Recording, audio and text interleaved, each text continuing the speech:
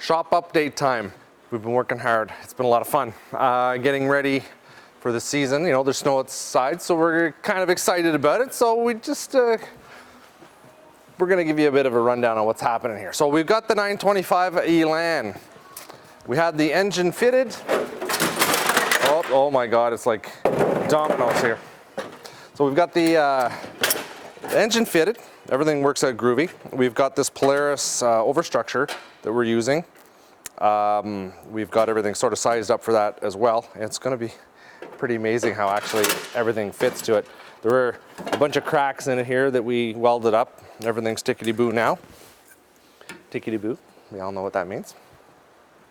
925 sitting over there, all nice and covered. This beast, this is really fun. So we've made some adjustments to the turbo on this. We've got the upgraded kit for it, and it's got auxiliary injectors. More injectors, more fuel. More fuel, more boost, more power, more fun. It's rated in miles per hour. Yeah, so we did that. I put a 2018 head on that, so it's got a different thermostat housing, and there's a little bit of maybe a coolant flow change, maybe, I don't know. We're gonna put low compression domes in it. And what else are we doing? It's pretty cool because it's got the Boondocker adjustable box on it, so we can adjust the boost in it. And we're gonna be bringing this to Jaws. We're gonna run her up on the dyno and see what kind of power we can put out of it. We've heard some pretty cool stories about some Boondocker kits on there that have been putting on some pretty crazy horsepower. So we're gonna go in and see what this little girl can put out, and we'll run it for a few months, maybe a couple months, and then we might upgrade the turbo, make a big giant turbo, put it inside there, and then see what we can really hammer out of this. You four-stroke guys gotta watch out. Indy Dan does the long rod conversions. So he's got these amazing Indy specialty turbo weights for all kinds of configurations. So we're gonna be installing those with his super duper helix and some springs, because one thing we've noticed with this sled, and a lot of flatlanders tend to notice, is that it really ramps up really almost too fast. Sometimes you get the det code, and I think there can be some really significant changes with the proper clutching. We also swapped out the drivers on it, if you remember, to a larger 8-tooth driver. I mean, it's 8-tooth, right, Simon? It's 8 or 9. It's yeah, 1 tooth over stock. It's 1 tooth over stock. So, I mean, there's all kinds of power in this sled. It's going to turn that beastly thing track, no problem. A little bit of snow where we play at the property, so we've got the Elans. Got them in the shop here. Look at them. 3 old war horses just ready for battle. They're like, come on, get me tuned up. Want to rip. So we've got them all here. We're going to dial them in. This baby, I mean, they all wanted to go. One thing I did, the clutch was sticking on this last year.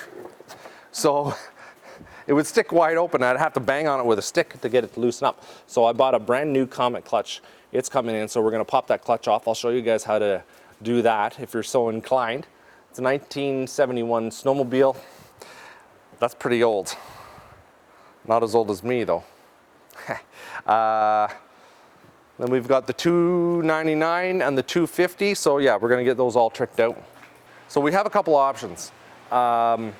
We've got a 13 horsepower Princess Auto, like, I don't know, what is it, a lawnmower motor?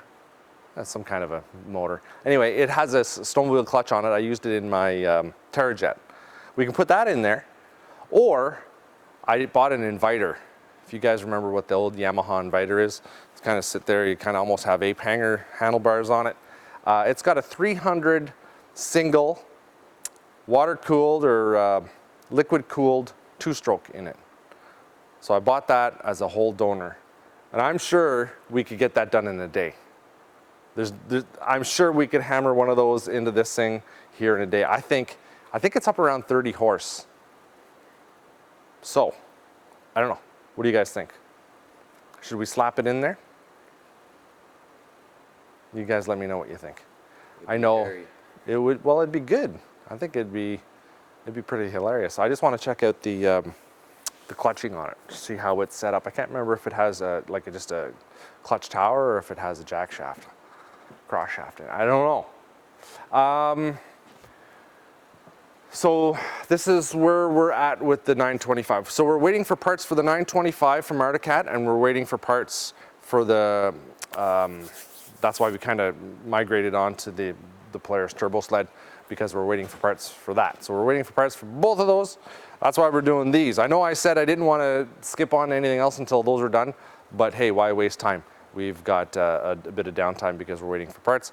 So we're gonna get these Elans rocking and rolling, bam, get them out of here, and then we're back onto the 440 or the Snow Pro, the 600 Snow Pro, until the other parts come in. But things are rolling along. We're actually quite pleased with the results we're getting. What else, Simon? We're going to Newfoundland, like we said. We might be heading out west again, or we might be heading out west. Hopefully that works out. We want to have some sleds dialed in pretty good though. And especially the 925. That's key that thing goes, and we have some fun. I think everything else is pretty groovy. We're getting ready for Christmas. We're gonna have our Christmas top 10 list of cool parts to buy, things that we think are a good idea. Yeah, we've been shipping a lot of stuff out, working hard, you know, trying to make ends meet. It's what we do. If you guys are looking for something in particular, make sure you give us a call.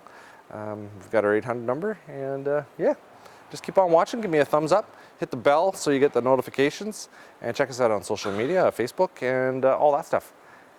I think that's about it. I want to get to the Yamaha VK, but we're just gonna have to hold tight.